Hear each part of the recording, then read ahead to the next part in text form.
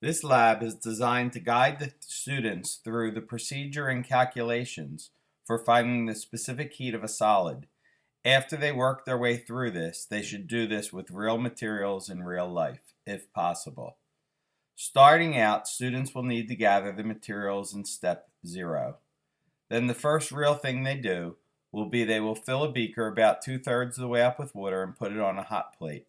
They could turn the hot plate on a reasonably high setting and set it aside and do the rest of the lab while the water heats up. Okay, so the students are going to get a styrofoam or other type of cup that will be well insulated, and they will get the mass of this cup empty. In this case, they could scroll down and they could read off the value of 39.7 grams. Students should record this value in their notebook so they can make sure they understand the procedure and the calculations. In step 3, the students will put water into the cup. Enough water should be placed in the cup that it will eventually cover the unknown material that we're going to place in the cup later on. In this case, we put about 100 or more milliliters into the cup. It brings the mass of the cup and water up to 165 grams, which means there is 125.3 grams of water in the cup. Students should record the mass of the cup and water and calculate the mass of just the water. Students will then measure the unknown object, the object whose specific heat they're trying to determine. Again, they can scroll down, and in this case, it's about 150.3 grams. Students should record this mass also.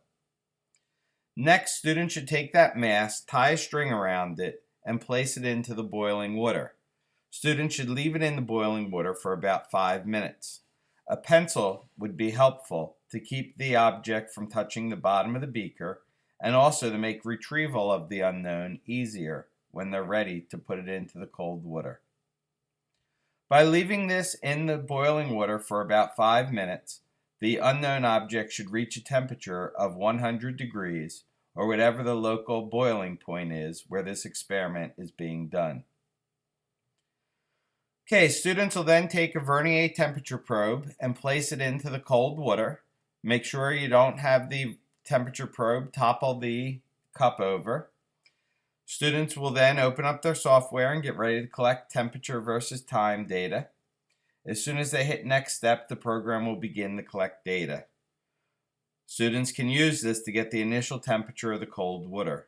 Before too much time passes and it stops collecting, students should move the unknown object into the cup with the cold water. They should try their best to stir the cup so that the water reaches an equilibrium temperature. They should try not to let their temperature probe touch the metal cylinder. And when they watch their temperature graph, they should see it reaching some maximum value. Once it stops climbing, they should record this value in their notebooks. So they now have the initial temperature of the metal, which was 100 degrees. They now have the temperature of the water initially and the final temperature of the system. If students wait too long to write down their temperature, it's going to be dropping back toward room temperature. So have them get the temperature when it reaches its highest value. In this case, it peaked at about 26 degrees Celsius. Students now have everything they need to calculate the specific heat of their unknown. They will use the mass of the water, they will use the specific heat of the water, and the change in temperature of the water to calculate the amount of heat that the water gained from the metal. They then set this heat equal to the heat lost by the solid, and they will find the specific heat of the solid.